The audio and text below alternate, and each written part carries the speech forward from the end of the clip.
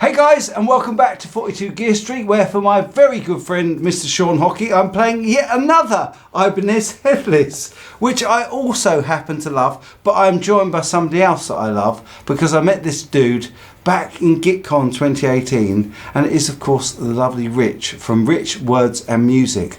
Go and check out his channel. He's relatively new. He's like me. He's a very reticent YouTuber. You wouldn't even call yourself a YouTuber. You've been forced into it, haven't you? Exactly, almost against my will, in fact.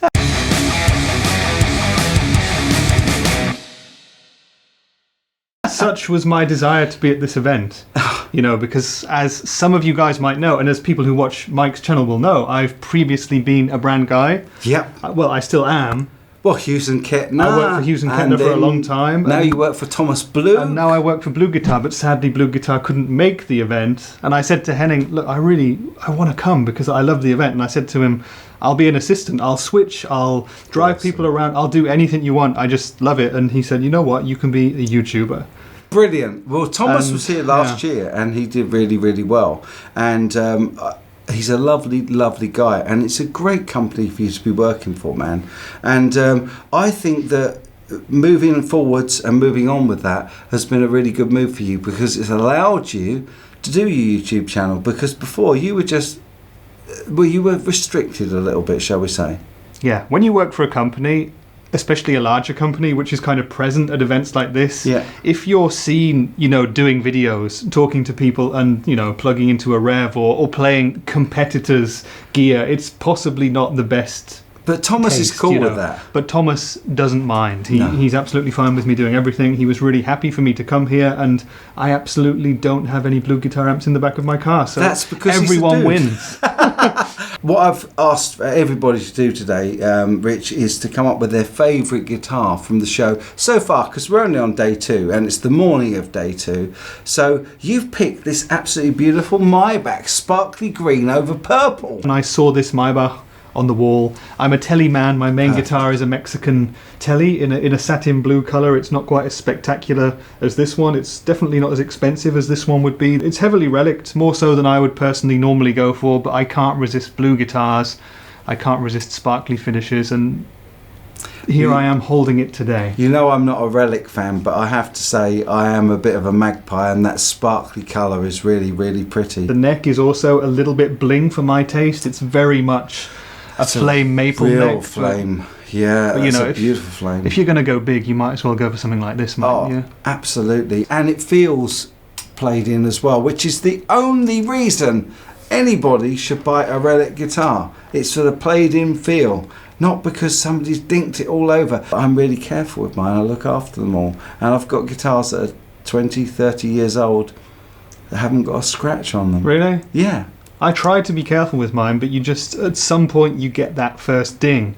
And the first ding is the most painful. And once you've gone through that and you've lived with it for a week and it's the only thing you can see, after that they can, you know, you can get more battle scars, whatever. If you're able to gig, which of course none of us really are at the moment anyway, you get them, but, you know. Yeah. Anyway, let's have a listen to these two beautiful guitars, because you've kindly brought this in. I'm going to play this one, which is 3 singles on this Ibanez.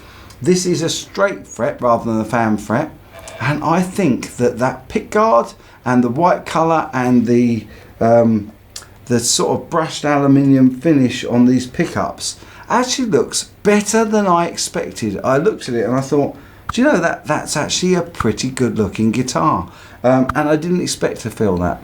For me, that guitar, this is the first time I've seen that one in the flesh. It's such a weird juxtaposition of something that started life as a Stratocaster and has just been kind of, it's like an Android robot version of a Strat, you know, like definitely. It's got no headstock, the tuners are down there, but the fit and finish looks lovely. It is. It's really, really nicely finished. It has got a beautiful, it looks like a burr maple running through the middle of this maple neck, and it is obviously roasted. That looks really, really cool. A lovely access up to the top frets. And again, the thing that I'm really enjoying about these headless guitars is they're so light. This one weighs next to nothing. Could I take it in my hands? See?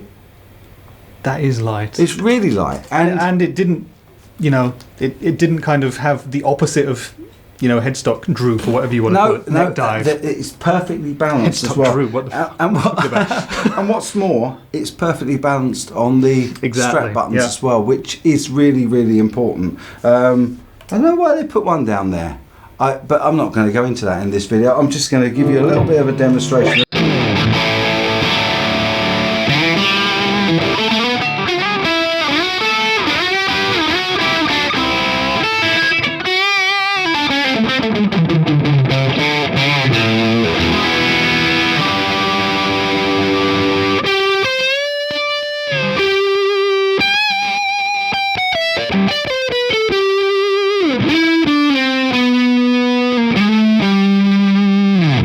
Both ends of the scale. We're going to mute it because it's more important that you play your favourite guitar, because that's what this video is all about. So again, for Sean Hockey, here is another headless Ibanez. And actually, guys, really, if you had trouble getting in again, I'm going to say it on the video. Maybach, you need to sort out your jack plugs, because both times we've had trouble getting the jack plug in a $5,000 guitar.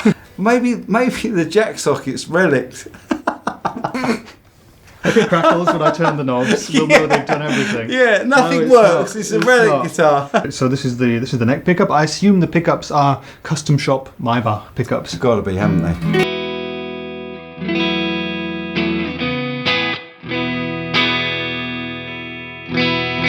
Middle.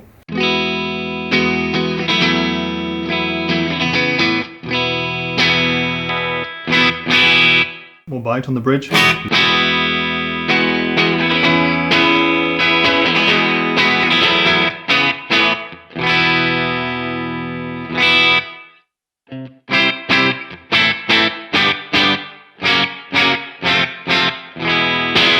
So it's got a really sort of nice telly bite to it, but really not too nice brittle. bite. Yeah. I love the tone of that. I have to say, as much as it maybe doesn't feel like a $5,000 guitar, it sounds like a $5,000 guitar. How is it to play? It's a very easy play. Now, I've played a couple of Maybachs previously, and the necks are gigantic. This one is no different. It's a real baseball bat. Do you want to play it? I love the baseball bat feel. So give it a try. And I'm gonna. Yeah, I love the fact that it's sort. Oh god, picking this one up right after is. It's so light, isn't it? It feels like a toy.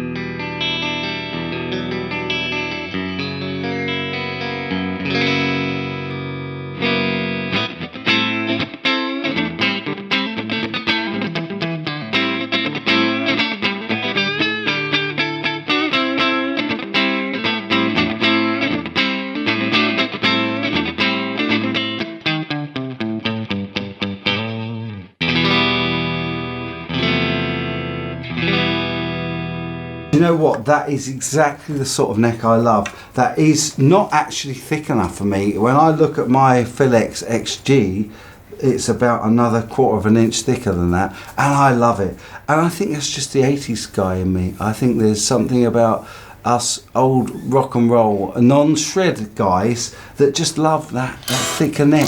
And I also strongly believe that a thicker neck adds to the tone. I'm not a tone wood guy. Everybody knows I'm not a tone wood guy, but I think dimensions and weight and type of wood, especially when it's a bit thicker. That's a solid piece of wood as well. There's no fingerboard on that. It's a one-piece neck. It is, because it's got the skunk stripe at the back where they put the truss rod in. It's actually very nice. I'm very impressed, Rich. Thank you so much for sharing your favourite guitar with me. Thank you for having me on, and thank you for putting this in my lap. I need to try this one. You do? Do you want to try it? Now, this Soldano is absolutely beautiful, and I'm going to switch it on to the amplifier channel. It's on bright, and it's on, let's move that to crunch as well.